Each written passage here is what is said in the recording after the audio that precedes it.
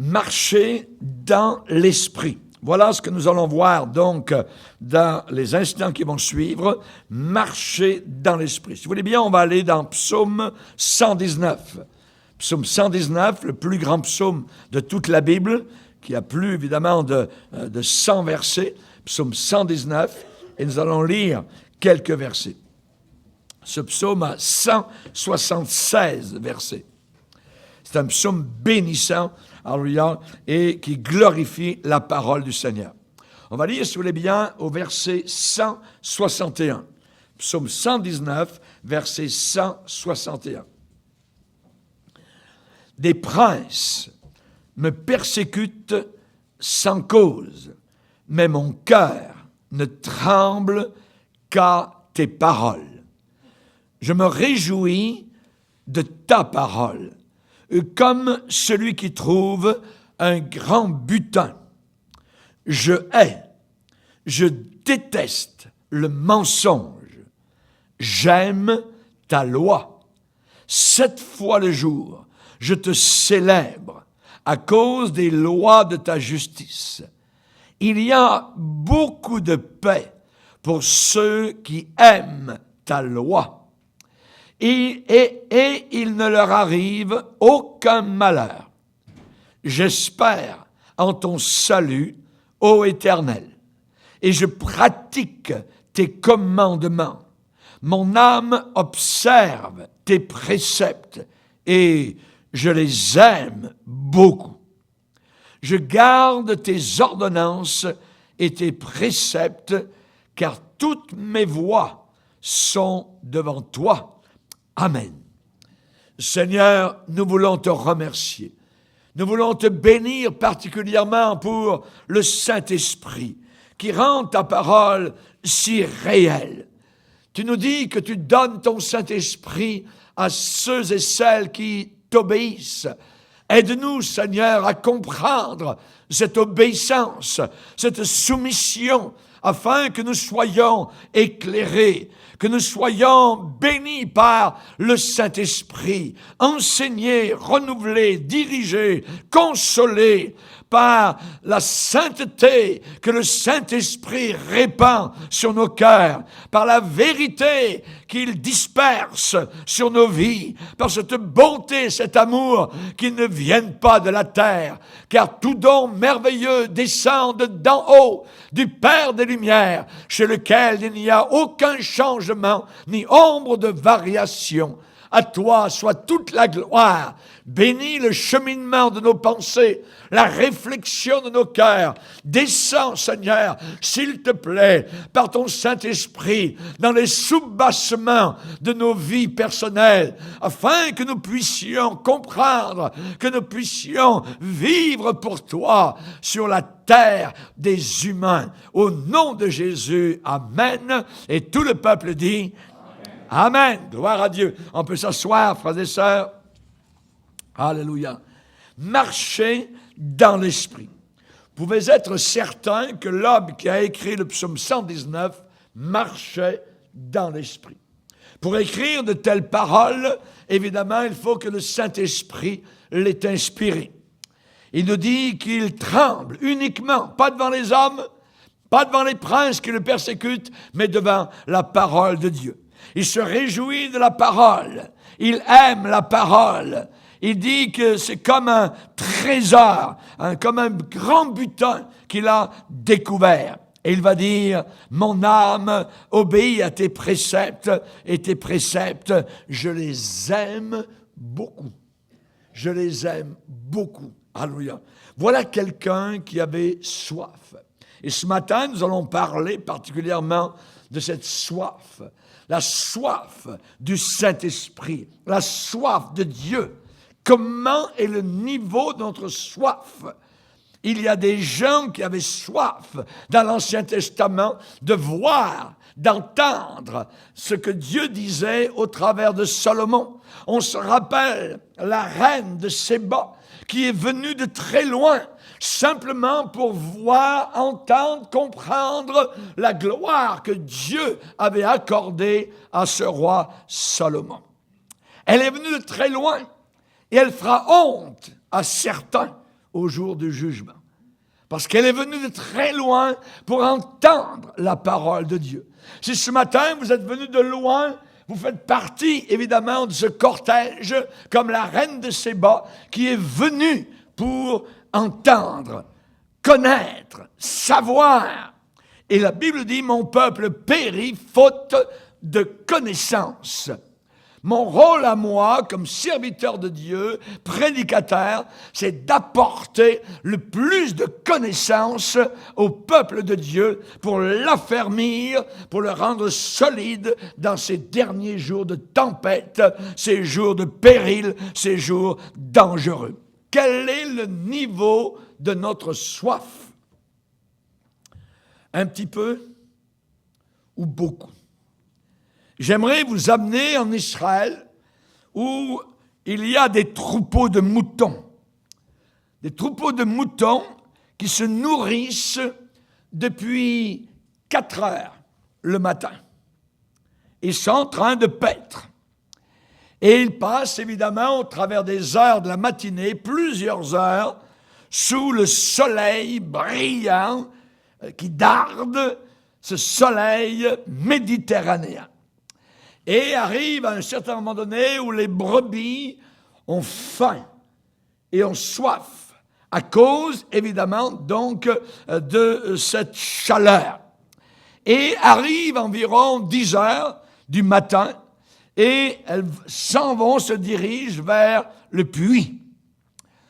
L'obsession de ces brebis, dans ce moment présent, c'est de remplir d'eau leur estomac. Parce qu'elles ont soif. Elles ont mangé depuis 4 heures le matin. 6 heures plus tard, avec la chaleur qui est arrivée, eh bien, il y a une grande soif. Et lorsqu'elles sont conduites, dirigées vers le puits, elles savent qu'il faut remplir leur estomac du liquide rafraîchissant. Arrivés vers le puits, les brebis regardent avec une attention très vive les bergers qui sont en train de tirer de l'eau à partir du puits et ensuite verser cette eau dans des auges de pierre où les brebis pourront donc, dans quelques instants, se désaltérer. Dans le sud d'Israël, les puits sont rares. Et les courants d'eau existent, oui, mais uniquement durant la période des pluies. Lorsqu'il n'y a pas de pluie, les torrents sont à sec. Quand la soif est intense, le désir pour l'eau vive est intense, très très fort. Évidemment, ce que les brebis demandent, c'est de l'eau fraîche, froide, de l'eau courante, de l'eau rafraîchissante, non pas de l'eau marécageuse ou stagnante, ou de l'eau pourrie ou impropre à la consommation. Non, les brebis désirent de l'eau fraîche, de l'eau évidemment du puits qui est tirée, voyez, donc du fond du puits. On se rappelle Jésus qui a rencontré un jour et lui-même était assis au bord d'un puits. Et voilà, vers midi, 1h, 13h, là où le soleil est très fort, une femme arrive avec sa cruche. Évidemment, elle vient au puits uniquement pour une chose, c'est chercher de l'eau, puiser de l'eau. Elle rencontre un jeune homme qui est là, assis sur la margelle du puits. Et il y a conversation, soudainement, entre ces deux personnes. Normalement, en Israël à cette époque, un homme ne parle pas comme cela à une femme, ou une femme ne s'adresse pas à un homme, tout seul, à midi. Non. Voyez? Et là, voilà cette femme qui est venue puiser donc de l'eau. Et Jésus, le jeune homme qui est là, lui demande et lui dit, donne-moi à boire. Sers-moi de l'eau. J'ai soif. Pourquoi? Parce que les disciples de Jésus étaient allés à la ville pour acheter des vivres. Et Jésus était seul.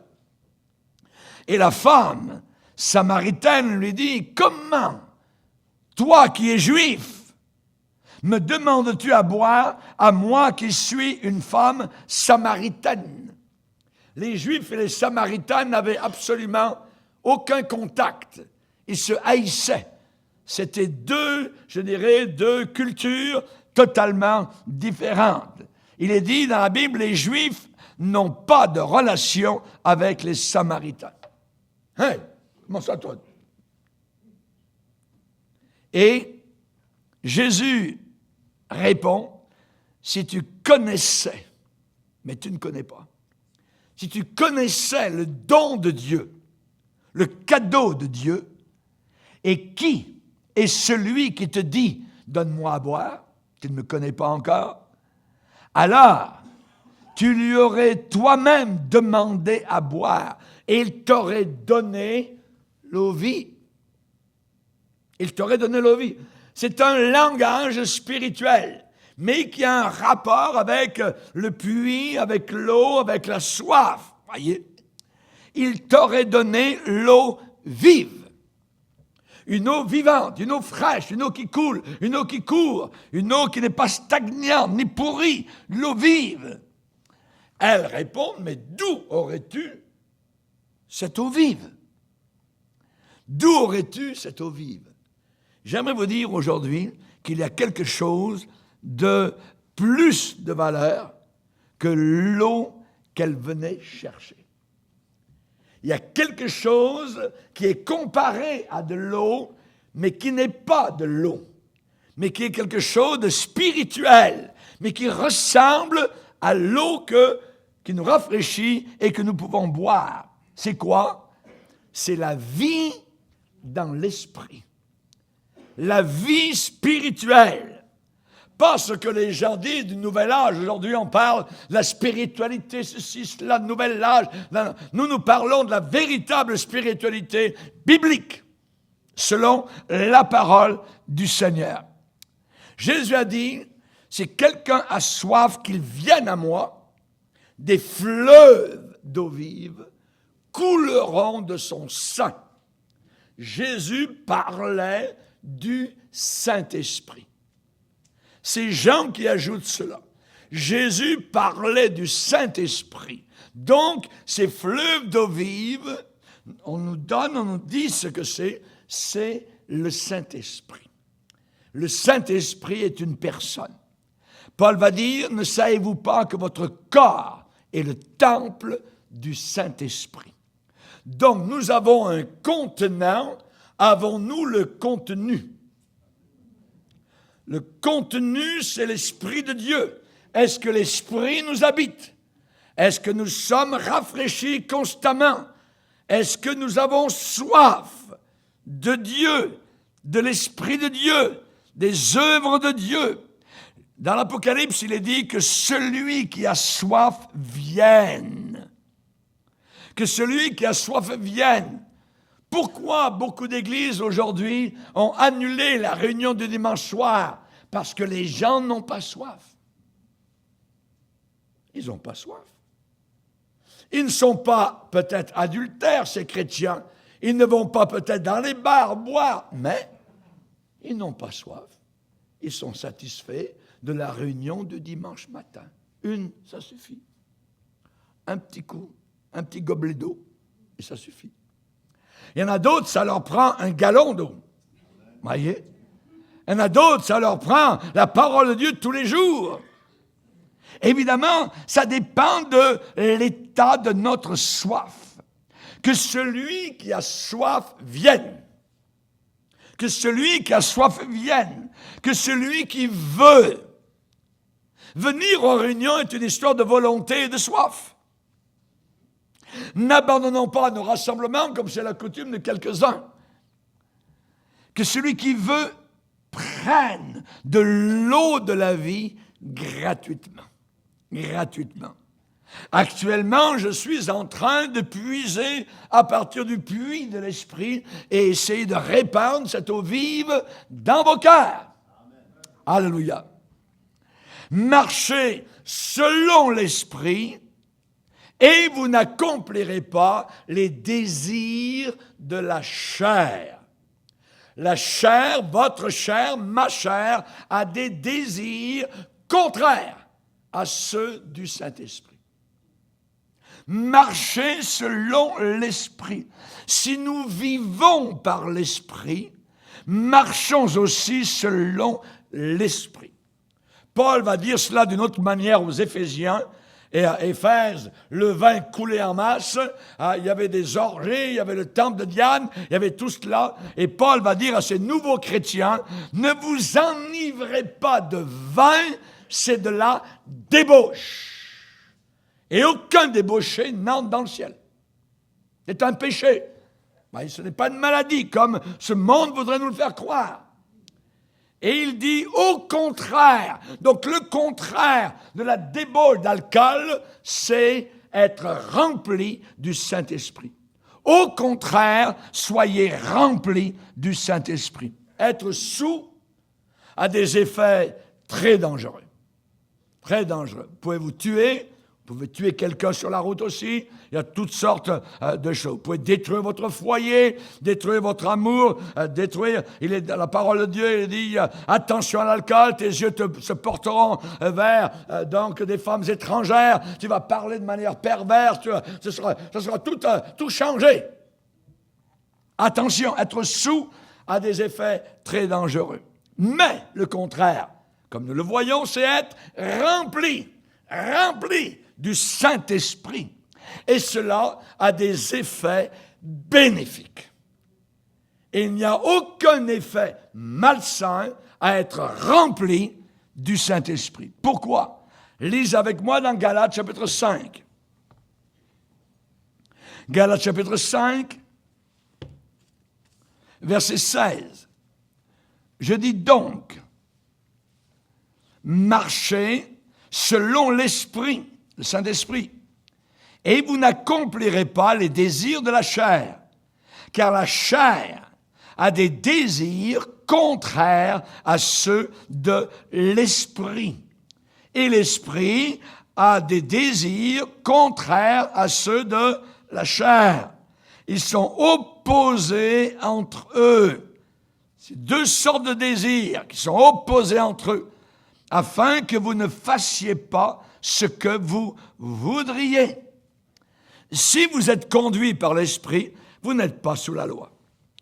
Et là, ensuite, au verset 22, il est dit, le fruit de l'Esprit, c'est l'amour, la joie, la paix, la patience, la bonté, la bénignité, la fidélité, la douceur, la tempérance, le contrôle sexuel de ses pulsions, la tempérance. La loi n'est pas contre ces choses. Et regardez bien le verset 24, c'est le clou qui est enfoncé.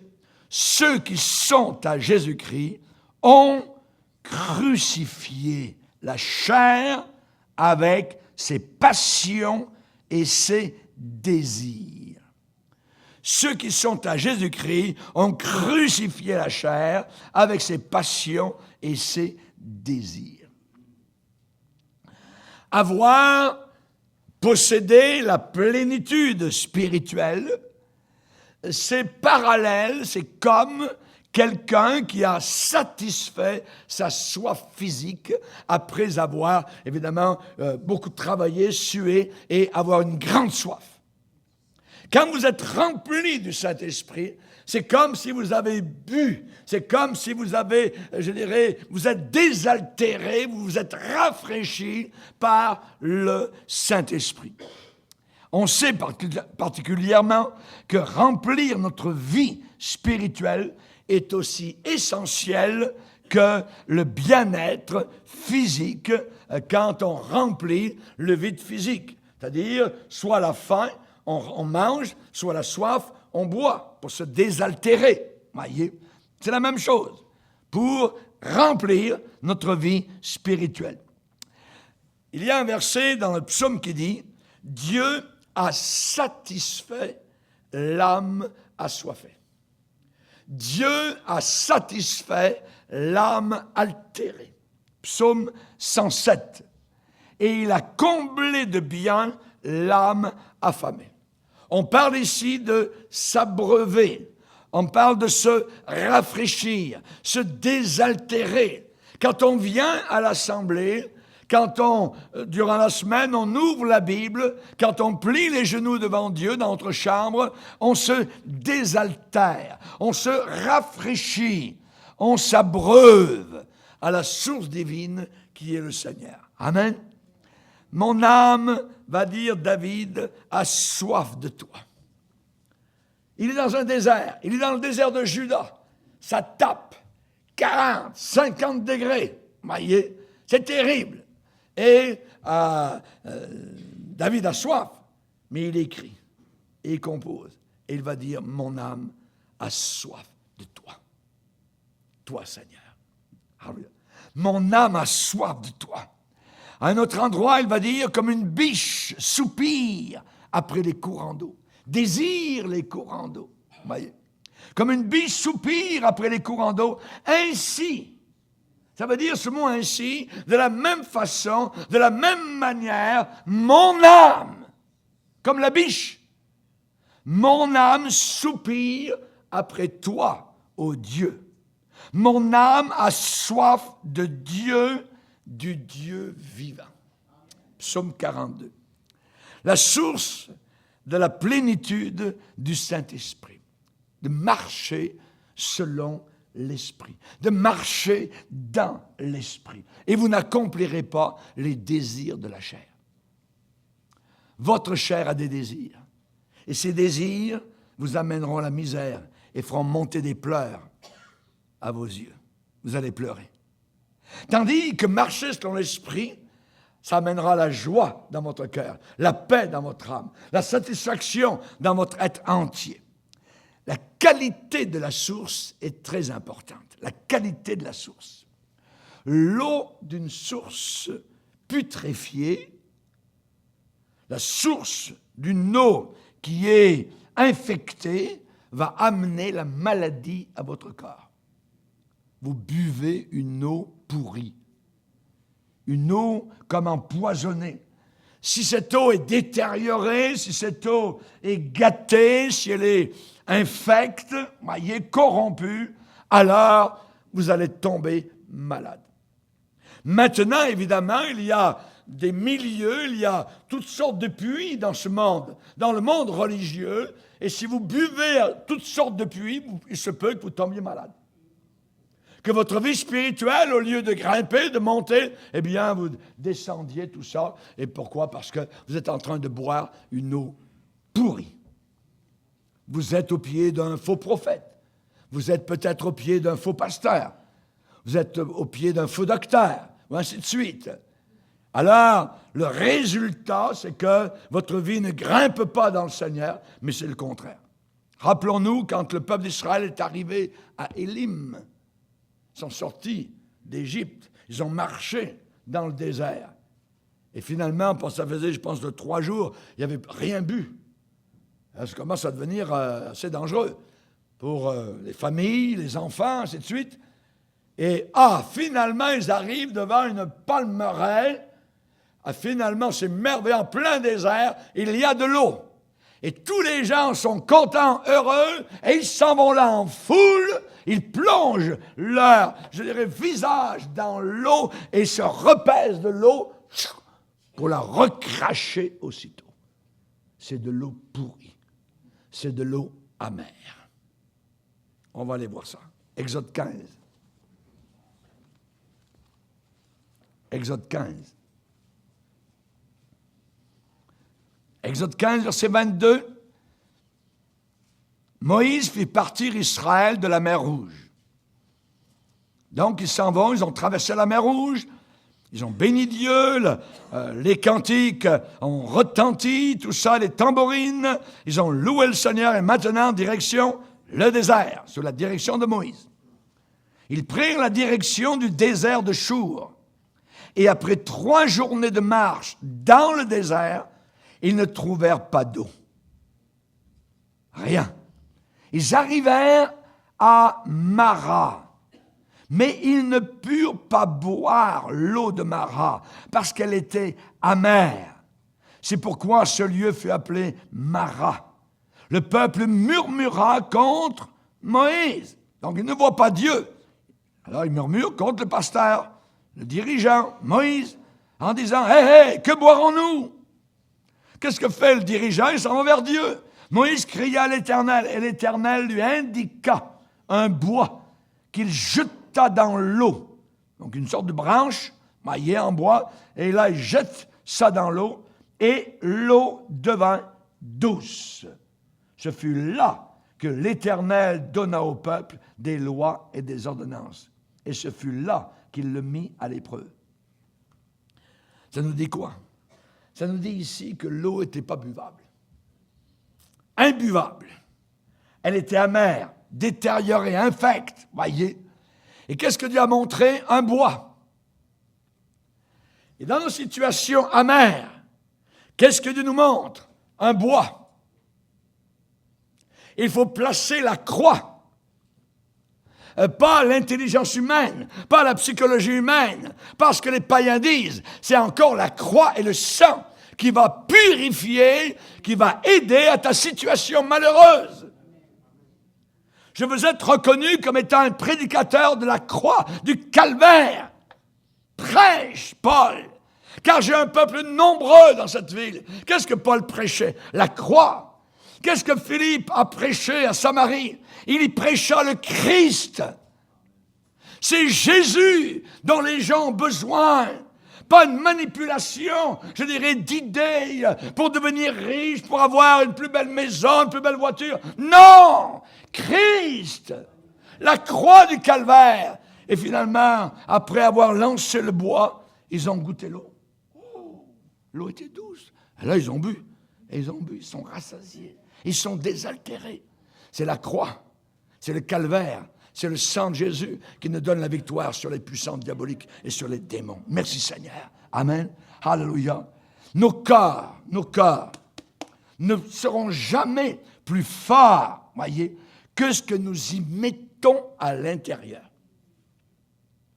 Qu'est-ce que nous mettons à l'intérieur de nos cœurs, voyez?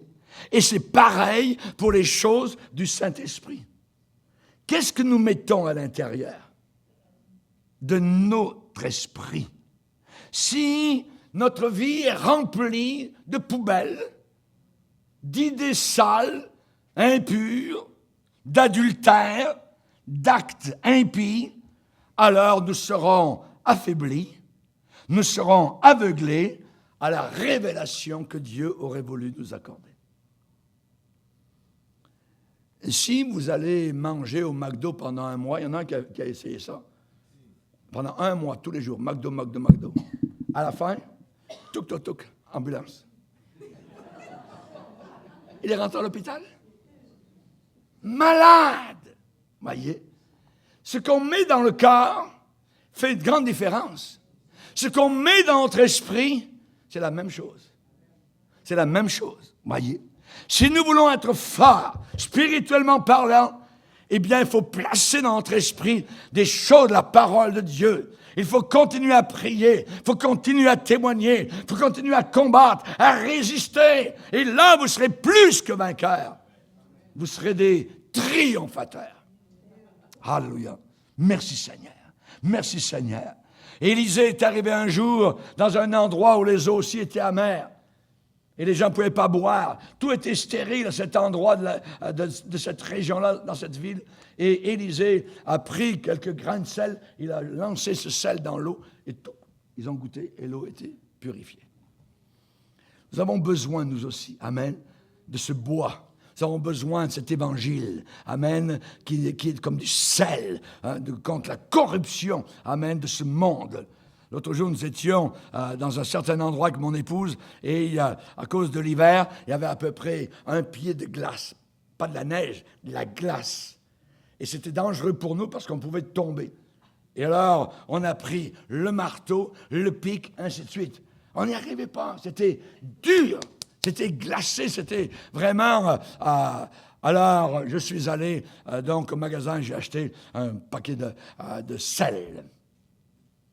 Et j'ai placé quasiment tout le sac de sel là, à cet endroit-là, pour qu'on ne puisse pas tomber. Et je suis repassé à peu près 1 heure après. Tout est fondu.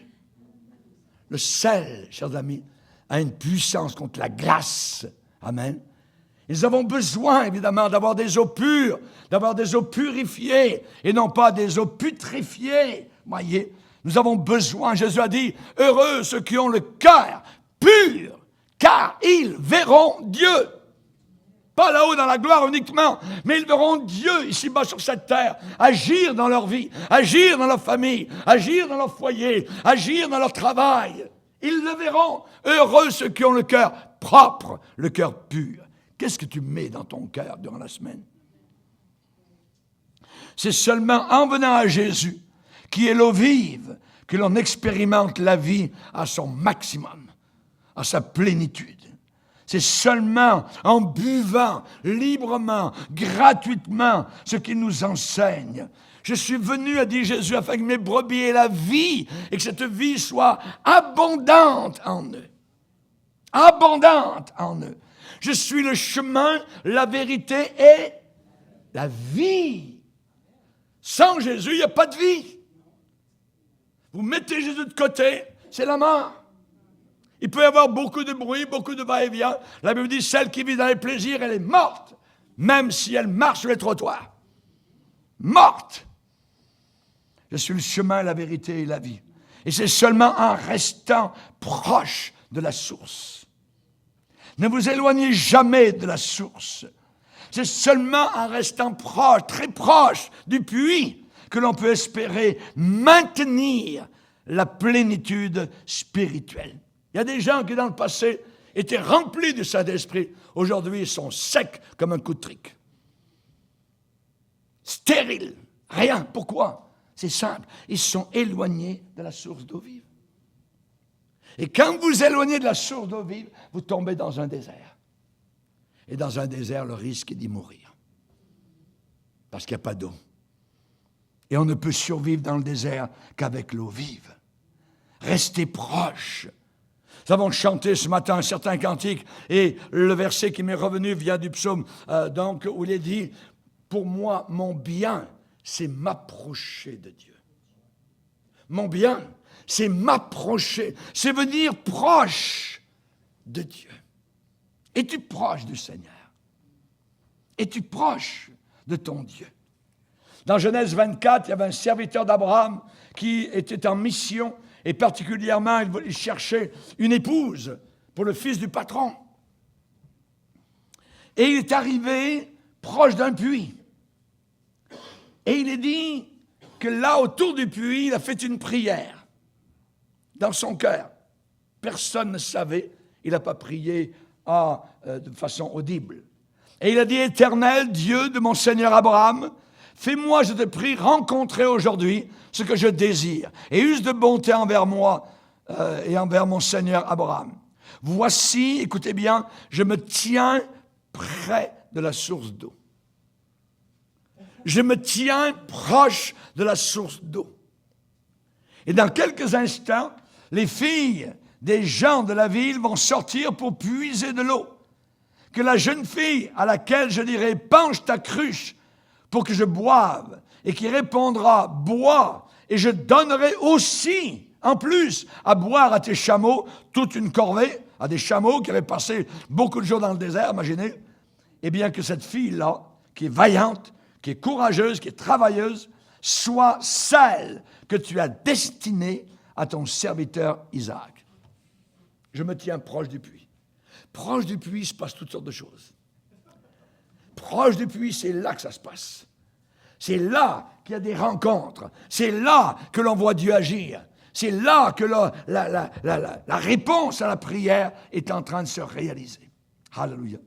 Seulement en restant proche. Et vous connaissez la suite de l'histoire. La belle Rebecca est arrivée.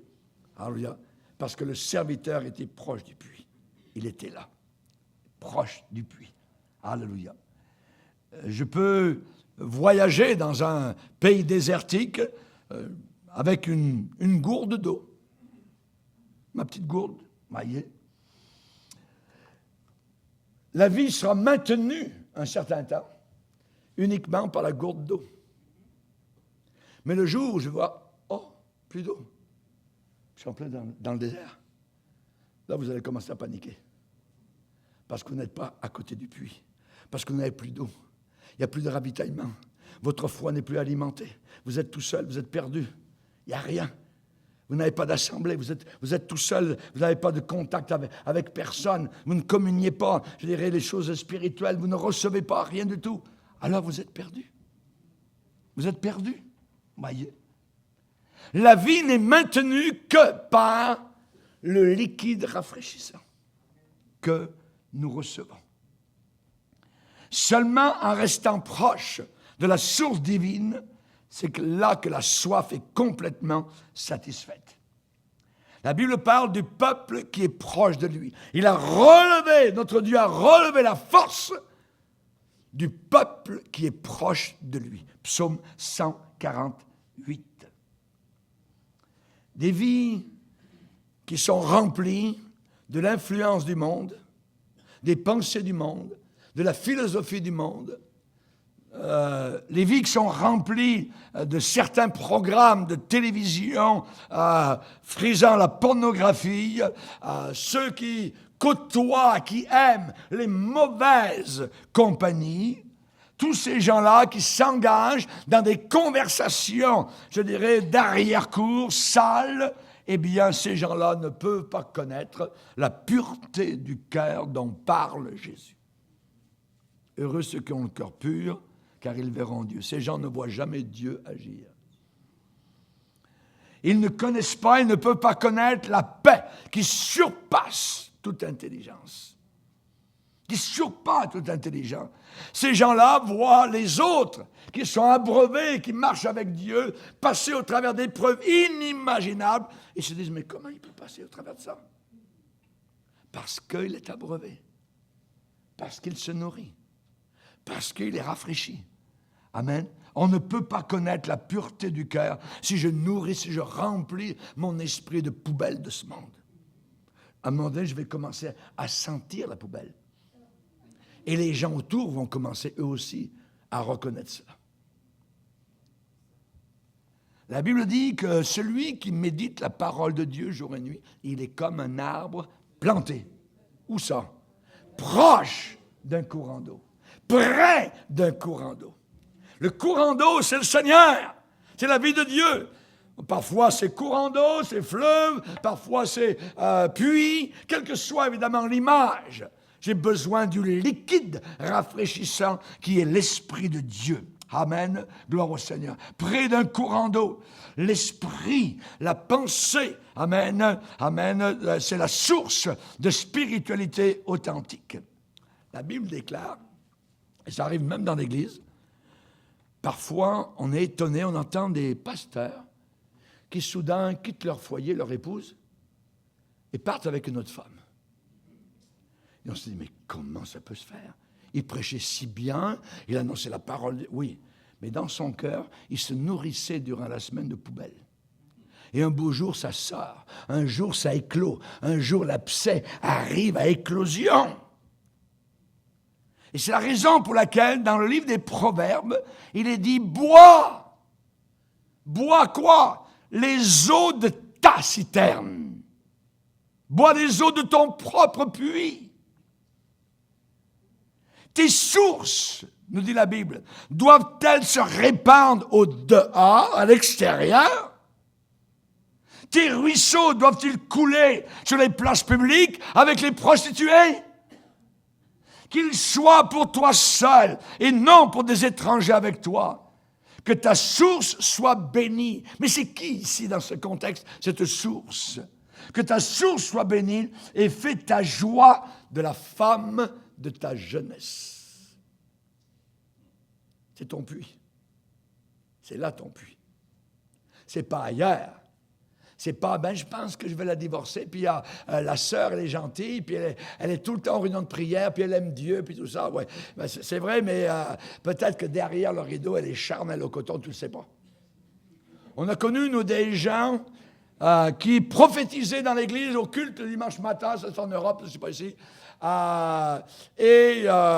alléluia, ainsi par l'Éternel, et l'après-midi, c'était au bord de la plage, les seins nus. La même bonne femme qui prophétisait le matin, toc, l'après-midi, c'était au milieu de la pourriture, la saleté. Que ta source soit bénie et fais ta joie de la femme de ta jeunesse. Biche des amours, gazelle pleine de grâce, soit en tout temps enivrée de ses charmes, sans cesse, sans arrêt, épris de son amour. Commence pas à aimer quelqu'un d'autre. T'es en danger. Car les voies de l'homme sont devant les yeux de l'Éternel, et l'Éternel observe tous ses sentiers. Tous ses sentiers. Notre pensée, notre cœur doit être gardé propre, comme une source d'eau. Une source d'eau, si vous ne faites pas attention, à un moment donné, il y a des bébites qui arrivent, il y a toutes sortes de choses. Quelqu'un peut même jeter du purin dans la source, ainsi de suite, et vous pensez qu'elle est propre, donc vous en buvez, donc malade. Il faut prendre soin de notre esprit, ce qu'on place dans notre cœur. Qu'est-ce qu'on y place? Garde ton cœur plus que toute autre chose. Garde ton cœur. Parce que, pourquoi? La raison est là. Car de lui, de ce cœur, car de lui viennent les sources de la vie. Les sources de la vie. Garde ton cœur. Garde ton cœur. Médite la parole de Dieu jour et nuit. Protège tes pensées. Place le casque du salut sur tes pensées et le bouclier de la foi. Chers amis, nous devons protéger nos pensées des pensées mauvaises. Mais j'ajouterai, ce n'est pas suffisant. Ce n'est pas suffisant. Si vous faites seulement ça, vous pouvez encore être vaincu. Qu'est-ce qu'il faut faire? Non seulement protéger notre pensée des pensées mauvaises, mais maintenant il faut ensuite remplir nos pensées de quelque chose de merveilleux, de glorieux, qui est la pensée de Dieu. Le Saint-Esprit viendra et habitera là. Le corbeau va placer sa patte sur ce qui est sale. La colombe, elle, ne peut pas poser sa patte sur ce qui est sale. Elle va s'en aller. Et le Saint-Esprit va s'en aller. Et ne pourra jamais demeurer sur quelque chose de sale et de pourri. Nous devons absolument avoir soif et désirer la plénitude du Saint-Esprit. N'importe qui, je dirais, sait très très bien que c'est difficile de s'arrêter de boire jusqu'à ce que la soif soit complètement satisfaite. Soit complètement satisfaite. J'ai vu des gens boire, voyez, avec tellement soif que leurs mains tremblaient. Ils ont shaké. Essayez de l'arrêter pendant que la personne boit. Jamais de la vie, vous ne pourrez jamais arrêter. Parce qu'il faut que la personne boive jusqu'à ce qu'elle soit satisfaite. Le désir, la soif pour l'eau doit remplir nos pensées. Et comme, évidemment, donc ces moutons au bord du puits, nous désirons être remplis. Être remplis. Remplis. Quand vous êtes remplis, il se peut que ça déborde. Si vous êtes à moitié, ça ne débordera jamais. Et c'est le débordement qui fait que ça, c'est bien rempli. Ça déborde. Déborder, c'est le verbe qui veut dire passer par-dessus les bords. Amen. Et nous devons déborder de joie, d'amour, de paix, et de témoignage dans le Seigneur. Mais le danger, c'est de se satisfaire uniquement soi-même. Le danger, c'est une indulgence envers la chair. Ma chair a des désirs. Oh, je sais que c'est contraire à l'esprit. Mais, oui, ma petite chair. Et là, on va prendre soin. Non, non. Lisez avec moi un passage qui dit le contraire. Romains 6. Romains 6, verset 12. Romains 6, verset 12. Que le péché ne règne donc point dans votre corps mortel. Et n'obéissez pas. Ah, normalement, d'anciens pécheurs devraient aimer ce verbe, n'obéissez pas. Mais à quoi? N'obéissez pas à ses convoitises. Ça veut dire désobéissez. Lorsque la chair demande sa convoitise. Ne livrez pas vos membres au péché comme des instruments d'iniquité, mais donnez-vous vous-même à Dieu comme étant vivant. Vous avez la vie maintenant. Étant vivant de mort que vous étiez. Et offrez à Dieu vos membres comme des instruments de justice. Car le péché n'aura pas de pouvoir sur vous, puisque vous êtes non sous la loi, mais sous la grâce. N'obéissez pas à ces convoitises. Désobéissez. Désobéissez. Quel était notre style de vie avant que nous soyons devenus chrétiens? Comment est-ce que nous marchions? Comment est-ce que nous vivions? Eh bien, la Bible le dit. Nous tous aussi, nous étions de leur nombre, les païens, et nous vivions autrefois selon les convoitises de notre chair. On vivait comme ça. Et aussi, nous vivions selon les convoitises de nos pensées. C'est écrit, Éphésiens 2, verset 3. Et nous étions par nature, cette nature pécheresse, des enfants de colère, comme les autres. Comme les autres. Vous n'étiez pas mieux que les autres. Tu n'étais pas mieux que les autres. Nous étions comme les autres, des vrais païens. Est-ce qu'on accepte ça? Amen. Il faut l'accepter. C'est la Bible qui nous le dit. C'est ce que nous étions. Mais maintenant, ceux qui expérimentent la plénitude du Saint-Esprit, alors nous revenons à ce verset qu'on a lu tout à l'heure. Ceux qui appartiennent à Jésus-Christ ont crucifié la chair. Crucifié la chair avec ses passions et ses désirs. Crucifier la chair avec ses passions et ses désirs. Si nous vivons par le Saint-Esprit, marchons aussi selon le Saint-Esprit. Marchez dans l'Esprit. Voilà le vrai sens de la plénitude. Ça veut dire que ceux qui vivent par le Saint-Esprit ne chercheront pas la gratification constante de leur chair. Non, non, non, non. Ils vont chercher le fruit du Saint-Esprit, qui est quoi? L'amour, la joie, la paix, la patience, la bonté, etc. Etc. Ce sont toutes des bonnes choses. L'amour, la joie, la paix, la persévérance, patience, la bonté. Quand Jude écrit sa petite lettre d'un chapitre à l'homme de l'Apocalypse, il commence en disant « Eh bien que le Dieu qui vous a appelé vous accorde la miséricorde, la paix et la charité. Et que cela soit multiplié. » Multiplié. La miséricorde. Nous devons faire miséricorde aux autres parce que nous-mêmes, on nous a accordé la miséricorde. Que la miséricorde soit multipliée, la paix soit multipliée, la charité soit multipliée. Quels sont les effets de la plénitude du Saint-Esprit? On sait que quand on a étanché notre foi, lorsqu'on s'est abreuvé, lorsqu'on s'est rempli d'un certain breuvage, voyez, ça peut être du lait, ça peut être de l'eau, ça peut être Sprite ou quoi que ce soit, voyez, on aura encore soif de nouveau.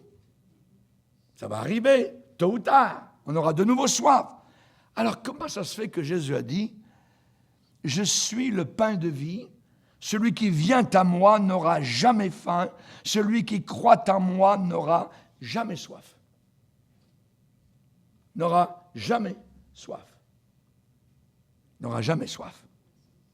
Qu'est-ce que le Seigneur a dit à la Samaritaine? Il lui a dit, l'eau que tu bois ici, tu auras encore soif. Mais celui qui boira de l'eau que je lui donnerai n'aura jamais soif. Jamais soif. Et l'eau que je lui donnerai deviendra en lui une source d'eau qui jaillira jusque dans la vie éternelle. Ce matin, pendant nos louanges, c'est ça qui est arrivé. Votre cœur s'est porté vers le ciel. L'eau qui est là, amen, vous êtes un puits, comme un geyser, et ça jaillit jusque dans la vie éternelle, jusque vers le trône du Seigneur, le trône de gloire. Alléluia. Il a dit qu'on n'aurait jamais soif. Jésus ne voulait pas dire que quelqu'un qui vient à lui et boit l'eau de la vie trouvera une si grande plénitude qu'il n'aura plus jamais besoin de boire de nouveau. Mais Jésus voulait dire que maintenant, il avait trouvé l'endroit où on n'a jamais soif. Donc, si la soif revient, il faut revenir à cet endroit. Et c'est là que notre soif est véritablement désaltérée, étanchée. Amen. L'eau de la vie. L'eau de la vie. Amen. Jésus est la vie. C'est l'eau de Jésus. L'eau de la vie pour étancher la soif du voyageur fatigué, pour irriguer ce monde désertique, c'est la plénitude du Saint-Esprit. Comment expérimenter cette plénitude qui revigore nos vies, rafraîchit nos vies, étend notre soif? Jésus a dit, si quelqu'un a soif, qu'il, 1, vienne à moi, 2, qu'il boive. Celui qui croit en moi, on va le lire, Jean 7. Celui qui croit en moi. Verset 37, Jean 7, 37. Jean 7, 37. Le dernier jour, le grand jour de la fête, Jésus se tenant debout s'écria, si quelqu'un a soif, qu'il vienne à moi et qu'il boive. Celui qui croit en moi, des fleuves d'eau vive couleront de son sein, comme dit l'Écriture. Et Jean ajoute, au cas où on ne comprendrait pas, il dit cela, Jésus déclara cela au sujet de l'Esprit, du Saint-Esprit, que devaient recevoir ceux qui croiraient en lui. Car l'Esprit n'était pas encore donné, comme il va l'être donc à la Pentecôte, parce que Jésus n'avait pas encore été glorifié. Donc, si quelqu'un a soif, qu'il vienne à moi et qu'il boive, celui qui croit en moi, des fleuves d'eau vive couleront de son sein. Ici, nous avons 2 phrases et une seule condition. La première phrase, c'est qu'il vienne à moi. Ensuite, qu'il boive. La condition, c'est croire en moi. Croire en moi. Ça veut dire que venir à lui, c'est égal à croire en lui. C'est merveilleux quand on s'y arrête. Venir à lui pour boire, c'est croire en lui dans la foi. Donc les verbes dans ce passage sont lesquels? Les verbes, c'est avoir soif, venir, boire, croire. Boire et croire. Et le temps est toujours autant passé, futur, non, présent. Au temps présent. Donc, on ne doit pas venir à Jésus-Christ seulement une fois dans la repentance et la foi lorsqu'on a été sauvé. Mais il faut continuer notre vie chrétienne à venir vers lui, à revenir vers lui, à boire en sa présence, parce qu'on continue continuellement à avoir soif. J'ai soif de ta présence. Amen. J'aimerais vous donner, je m'en vais au Togo, je vais vous donner un petit devoir. Amen. La prochaine fois, vous allez lire, je ne vous donnerai pas tous les Actes des Apôtres, mais lire les Actes des Apôtres, 13 chapitres. Et vous allez souligner chaque fois où il est parlé du Saint-Esprit. vous allez être étonnés.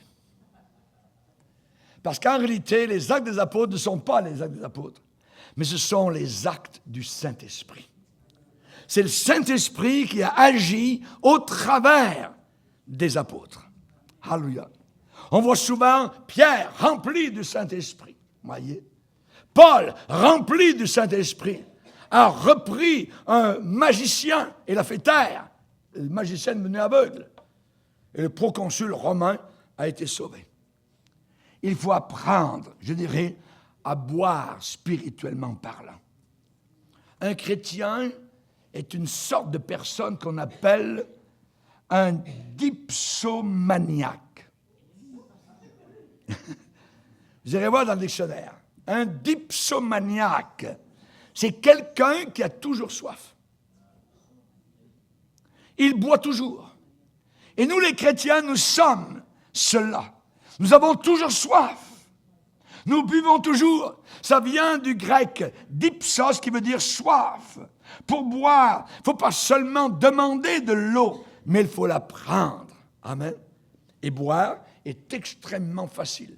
Voyez, j'ai un verre et je vais vous montrer comment boire. Légèrement, vous ouvrez la lèvre supérieure, voyez, et vous, sur le bec inférieur, vous glissez le liquide rafraîchissant. Pourquoi en est-il tombé un peu à côté? Parce que je n'ai pas suffisamment ouvert mes lèvres. Alors on peut vous présenter de l'eau, vous la demandez, Dieu vous dit voilà, l'eau pour te désaltérer, et vous avez la bouche fermée. Essayez de boire la bouche fermée. Vous ne serez jamais désaltéré, même s'il y a un siècle se passe, ou 300 ans. Il faut ouvrir la bouche. Et pour être rempli du Saint-Esprit, amen, il faut ouvrir la bouche et commencer à louer Dieu et commencer à le glorifier, non plus en français, mais dans les langues qu'il vous accorde, des nouvelles langues, selon que le Saint-Esprit vous permet de vous exprimer. C'est un miracle. Jésus dit, voici les miracles qui accompagneront ceux qui auront cru. Ils parleront de nouvelles langues. Amen. Avez-vous soif? J'ai soif du Seigneur. Baissons nos yeux. Prions le Seigneur. Seigneur, nous voulons te bénir et te remercier pour ton Saint-Esprit. Merci pour ton souffle dont nous entendons et reconnaissons la voix. Nous te bénissons, Seigneur, pour ces êtres merveilleux qui sont dans l'Église, qui sont nés de nouveau, Seigneur, qui sont nés de l'Esprit et que tu places sur nos routes. Merci, Seigneur, qu'on gonfle nos voiles, Seigneur, par le Saint-Esprit. Déchire nos horizons qui sont fermés par notre égoïsme. Emporte-nous, Seigneur Jésus, en ta présence, pour que nous puissions être des flammes de feu dans un monde désertique, un monde qui se perd. Guide ton peuple, Seigneur, de campement en campement, comme tu l'as fait avec le peuple d'Israël dans le désert. Oh Seigneur, nous te prions de venir, toi, Esprit de Dieu, qui est le vent de la création. Tu étais lors présent lors de la création de la terre. Nous te prions, Esprit de Dieu, de venir, Seigneur Jésus, nous remplir et nous parler de Jésus ressuscité, afin qu'il soit élevé sous nos regards. Ah, nous te bénissons, Seigneur. Merci pour ton Saint-Esprit. Nous te glorifions. Aide-nous à en être remplis, Seigneur, et à en être désaltérés constamment. Garde-nous toujours proches du puits. Aide-nous, Seigneur, à toujours revenir au puits. Aide-nous toujours à avoir soif et des fleuves d'eau vive couleront. Merci, Seigneur. Au nom de Jésus, amen. Et tout le peuple dit amen. Gloire à Dieu. On va se lever ensemble.